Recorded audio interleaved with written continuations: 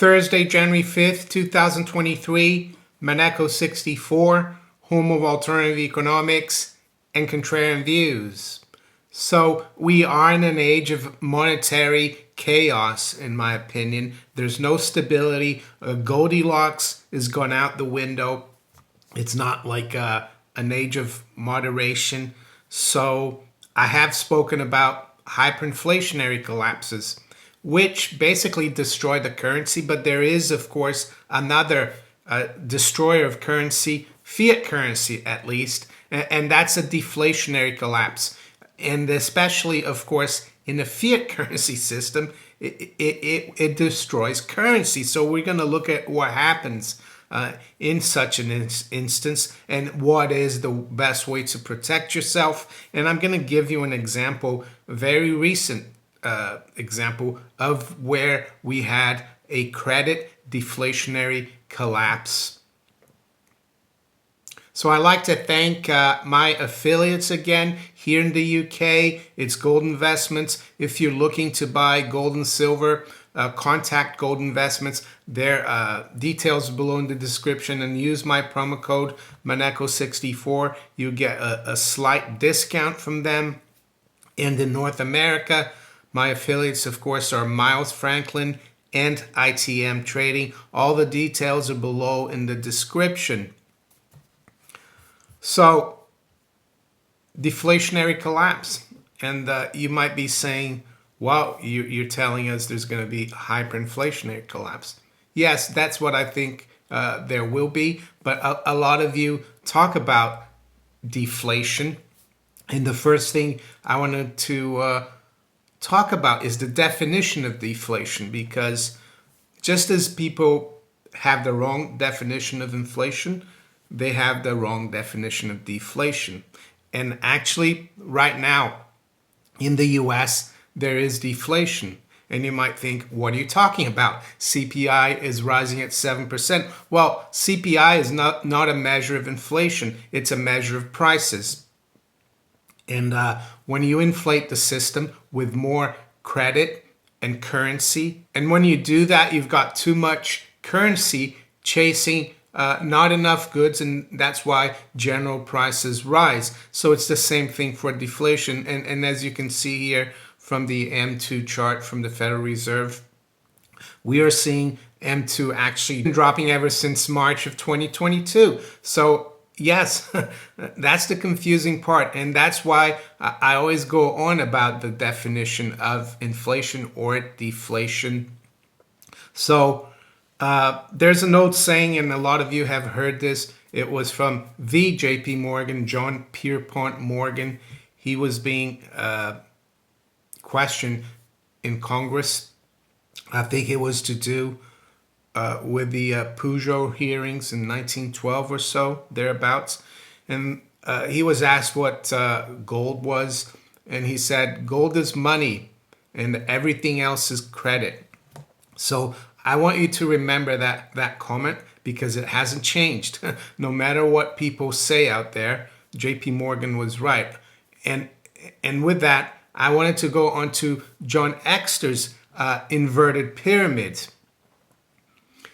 And John Exter always thought that eventually in this fiat currency system, there would be a deflationary collapse and liquidity would flow from the outer reaches of the credit system, as you can see here. And that liquidity, what would happen to it? Well, it would just be destroyed, because just like liquidity or a credit is created out of thin air by the central banks when they create reserves, which is the same name for currency within the banking system, it can very well also disappear because it's created out of nothing and it goes into oblivion. So, as I said before, we are in an age of monetary chaos, because we've created so much of this funny currency, and I don't even like to call it funny money, because we know what money is, right? JP Morgan said it's gold, and it's silver as well, I would say. And that's why gold and silver as well are at the tip of the inverted pyramid, and we'll see what happens in a minute when the deflationary collapse happens. And in a deflationary collapse, of course, all credit is destroyed. And in a financialized economy like we have, when you destroy all the credit, you destroy the businesses, you destroy governments, even governments, even their debt evaporate, and actually yields go through the roof. So why do I think we're not in an age of moderation? Well, again, is because of all the debt. Paul Volcker, for example, had to deal with 35% public debt to GDP, which is almost nothing. He didn't have to deal with probably a quadrillion of derivatives like we have today. And derivatives are a very important part of the banking and financial system.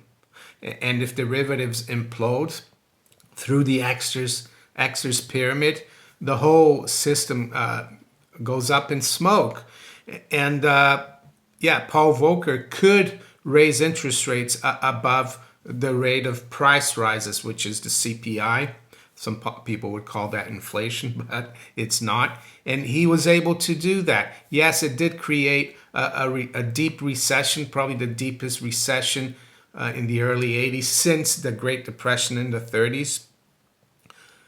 But the US could cope with that. We weren't the fiat currency that we'd had since Nixon closed the gold window was not too evolved. But now, for the last 40 years, we've grown this, what if you want to call it, an everything bubble. And I think the people who think deflation is actually just a drop in the CPI into negative territory, which I think is not going to happen either, they're going to be wrong, because we could have a deflationary collapse and we could see prices still rising and it looks like we have inflation. No, we have price rises. And we're seeing people like the IMF, they've come out and they're saying that inflation has not turned the corner yet, that the Fed needs to keep raising rates. So what could happen here is that these people could raise rates too far, and it could trigger a deflationary collapse in the sense that the money supplies keeps crashing, companies go out of business. Yes, it's a mess, right? And one fallacy that I'm seeing is this fallacy here that more employment, more jobs creation is inflationary. Just think about that, people. And I've said that recently, and I'm going to say it again. If you're creating more jobs and more supply of products and credit and services, how can that be inflationary? No, the problem we have is the currency and the fact that we created so many fiat currency units and so much debt out of thin air. So we're going to look at what would happen in the deflationary collapse. And I think the European sovereign debt crisis is a very good example of what would happen to the price of gold. Because a lot of you, of course, would want to know that. Wouldn't gold collapse? Well, JP Morgan said that gold is money, everything else is credit. So if you look at John Exter's pyramid here, if everything above the tip of the inverted pyramid, which is gold and silver, is destroyed, what is left? Well, gold and silver. And gold and silver will be the only currency or money left. The fiat currency will be destroyed. So that's all I have to say about that. Does it matter what the gold price is in a deflationary collapse? No, because you're going to be able to buy. You're going to be the only person or persons able to buy anything in a deflationary collapse, because all the fiat currency will be destroyed. Just like in a hyperinflation, when the currency is destroyed as well, the only thing left will be gold and silver. They're just the same, the flip side of the same coin. And what I'm trying to say here is that we're not I don't think we're going to have deflation or inflation. I think it's going to be extreme. We're either going to have very high to hyperinflation or a deflationary collapse. And as you can see here, bonds don't do well in a deflationary collapse because bonds are a loan. So in a deflationary collapse, debtors go bust, just like they were going bust during the European sovereign debt crisis. And when that happens, yields spike, or the cost for these debtors to finance their debt goes through the roof, and that's why they go bust. And as you can see here, that happened with Portugal, Italy, Ireland, Greece, and Spain back in 2011, 2012. And this is what gold did in the price of euros. It made an all-time high in September 2012. Even though it had made an all-time high like the dollar did, the dollar price of gold did in September 2011. So I'm sure I'm going to get a lot of comments and questions, but that's fine. Do so in the comment section. And yes, so right now we are seeing deflation, but prices are still rising. Just how crazy is that? You won't hear that anywhere else except here and maybe some other channels, because people are focusing on the wrong definition of inflation, of course.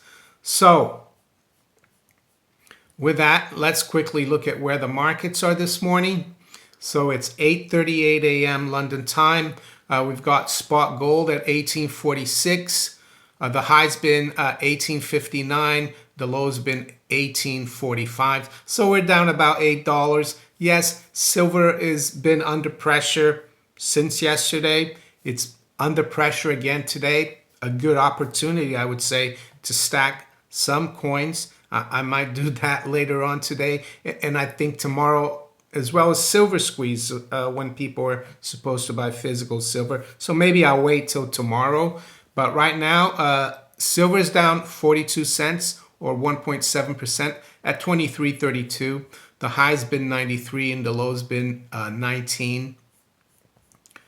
The Dow futures is down 130 points or just under 0.5%. The NASDAQ 100 futures down 0.5% or 60 points. S&P is down also 0.5%, about 17 points.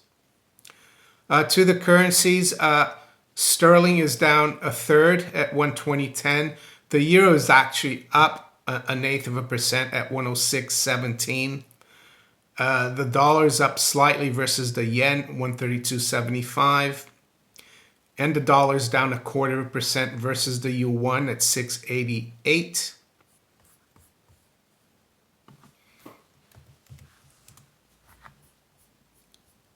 Dollar's unchanged versus the ruble at 72.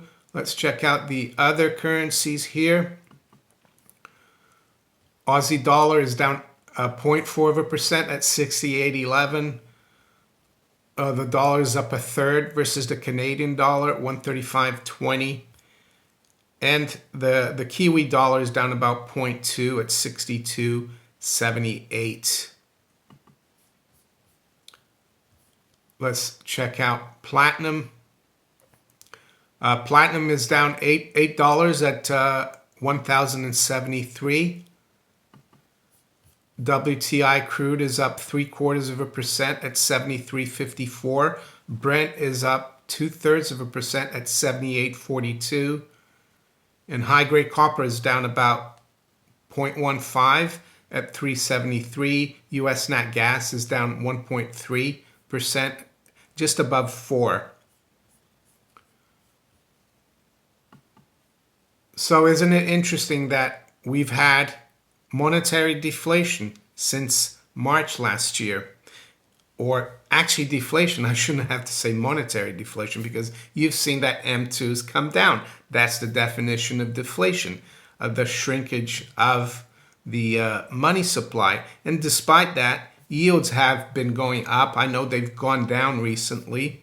So it makes sense actually that you could see yields go even higher, because if the deflation gets worse, if the Fed overdoes its rate hikes, which I still doubt, but it's possible, then we could continue to see that M2 crash. We could see European sovereign debt crisis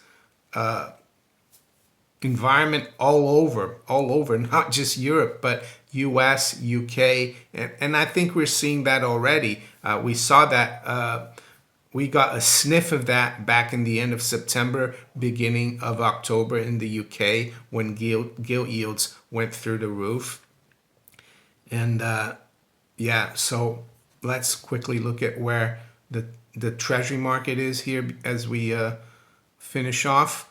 The 2-year is up about 1 basis points at 440, and the 10-year is up, well, unchanged at 372. Let's quickly look at the UK gilt market. The 2-year is up 4 basis points at 347. The 10-year is up 7 at 357. And the 30-year is up 8 at 390. I've noticed there's a lot of volatility as well in the government bond market, and that's not good. That means I think that the liquidity is thinning out, and liquidity will probably get worse because John Exter's pyramid is under threat. That pyramid could start, that liquidity pyramid could start evaporating. And when that liquidity disappears, of course, we go to the tip of the pyramid. So with that, I wish you all a great rest of the day. Take care. Bye.